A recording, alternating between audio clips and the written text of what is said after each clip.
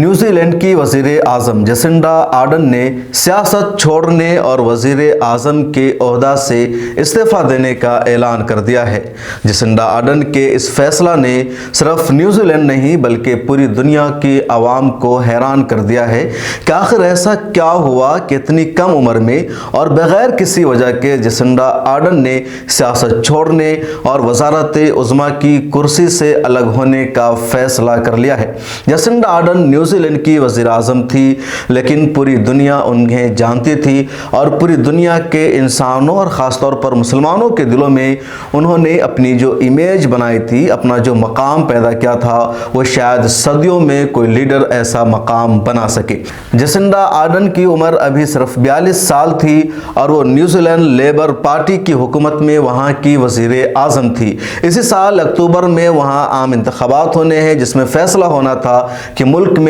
اگلی سرکار کس کی بنے گی۔ جو رپورٹ ہے اس کے مطابق یہی کہا جا رہا ہے کہ نیوزی لینڈ لیبر پارٹی کی شبیہ وہاں اچھی ہے، لوگ اس سے خوش ہیں اور لگاتار تیسری مرتبہ اس پارٹی کو وہاں جیت مل سکتی تھی اور یہ تیسری مرتبہ وزیر اعظم بھی بن سکتی تھی جسنڈا آرڈن۔ حال ہی میں وہاں ایک سروے کرایا گیا جس میں یہ پوچھا گیا کہ وزیر اعظم کے لیے سب سے بہتر کون ہے، تو سب سے زیادہ لوگوں نے جو رائے دی، جو فیصلہ دیا، وہ جسنڈا آرڈن کے بارے میں بھی ہی رپورٹ یہ بھی آئی ہے کہ پارٹی کی طرف سے بھی کوئی دباؤ نہیں تھا۔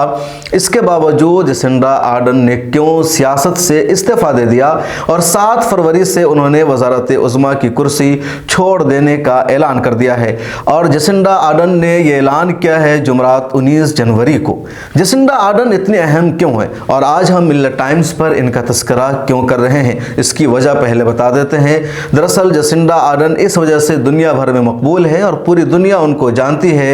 کیونکہ سال 2019 میں نیوزی لینڈ کے کرائسٹ چرچ مسجد میں ایک دہشت گردانہ حملہ ہوا تھا۔ ایک عیسائی سنکی تھا جس نے ریوالور سے نماز کے دوران تقریباً 50 لوگوں کو مار دیا، 40 سے زیادہ زخمی ہوئے۔ رپورٹ کے مطابق 51 افراد نماز کے دوران شہید ہو گئے اور 40 زخمی ہوئے۔ اس واقعہ کے سامنے آنے کے بعد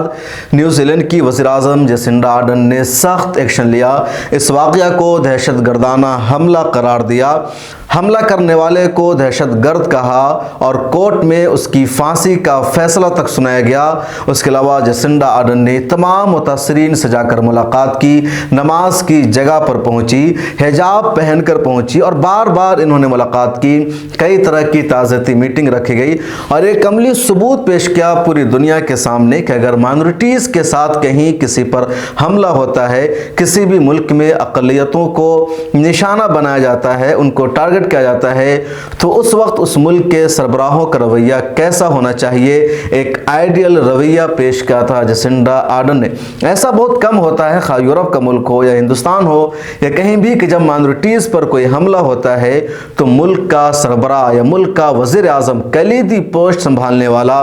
اس طرح سے سامنے آئے، خود ملاقات کرے اور ملک کے قانون کو تبدیل کرے، سزا دلانے کی اپیل کرے اور تمام لوگوں سے کہے کہ دہشت گردانہ حملہ تھا جو ناقابل برداشت تھے۔ لیکن جسنڈا آرڈن نے کیا؟ آپ کو یاد ہوگا معاملہ مارچ 2019 میں کرائسٹ چرچ پر حملہ ہوا تھا، جمعہ کی نماز ہو رہی تھی، یہ خوبصورت مسجد، اور اس میں 51 افراد شہید ہو گئے جس میں کچھ انڈیا، پاکستان اور زیادہ تر وہیں کے تھے، 40 لوگ زخمی ہو گئے۔ اس کے بعد جسنڈا آرڈن براہ راست وہاں پہنچتی ہے، حجاب پہنتی ہے، متاثرین سے ملاقات کرتی ہے، جن عورتوں کے شوہر کا انتقال ہوا تھا ان سے گلے ملتی ہے، ان کو گلے لگاتی ہے اور پوری دنیا تصویر کو دیکھ کر حیران تھی کہ آخر یہ کیسی وزیر اعظم ہے جن کا دل اتنا بڑا ہے، جن کے دل میں اتنا رحم ہے، اتنا جذبہ ہے اور دنیا کو اس سے سبق سیکھنا چاہیے۔ جسنڈا آرڈن نے یہ بھی اعلان کیا تھا کہ جو ہمارے ملک میں بندوق رکھنے کا قانون اور لائسنس ہے اس کو تبدیل کیا جائے گا اور اگلے 1 مہینہ میں پارلیمنٹ کا اجلاس بلا کر کے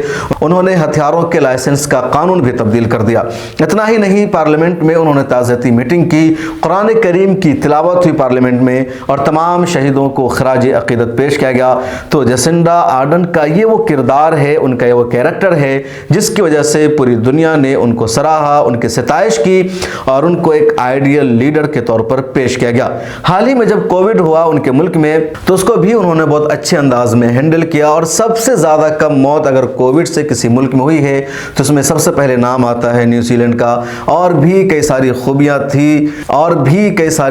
थी जसिंडा आर्डन की और इसी वजह से लोग हैरान हैं कि इतनी सारी खूबियों की हामिल वज़ीर आज़म इस कदर जल्द क्यों सियासत छोड़ रही है। जसिंडा आर्डन ने जो सियासत छोड़ने की वजह बताई है उसमें साफ लिखा है कि मैंने बहुत पहले फैसला किया था कि मैं सियासत से इस्तीफ़ा दे दूंगी, लेकिन किसी तरह 1 साल मैंने आगे बढ़ाया है, अब आगे मैं इसको कंटिन्यू नहीं रख सकती हूँ। मेरे सियासत छोड़ने के बाद बहुत सारे लोग सवाल पूछेंगे, गुफ्तगू करेंगे, बहस करेंगे कि आखिर क्यों मैंने सियासत छोड़ दिया, मैंने क्यों वज़ारत उज़्मा की कुर्सी छोड़ दिया। लेकिन मैं ऐसे किसी सवाल का जवाब नहीं देना चाहती, किसी मामले में नहीं पढ़ना चाहती। बस सच्चाई यही है कि मैंने सियासत छोड़ दिया है। उन्होंने ये भी कहा कि मेरी जमात यानी न्यूजीलैंड लेबर पार्टी मेरे बगैर भी चुनाव जीत सकती है और दोबारा इक़्तिदार में वापसी करेगी। मेरा रहना कोई ज़रूरी नहीं है लेबर पार्टी की हुकूमत साजी के लिए। न्यूजीलैंड की इस वज़ीर आज़म जसिंडा आर्डन के बारे में आपकी क्या सोच है, कमेंट सेक्शन में ज़रूर लिखिएगा।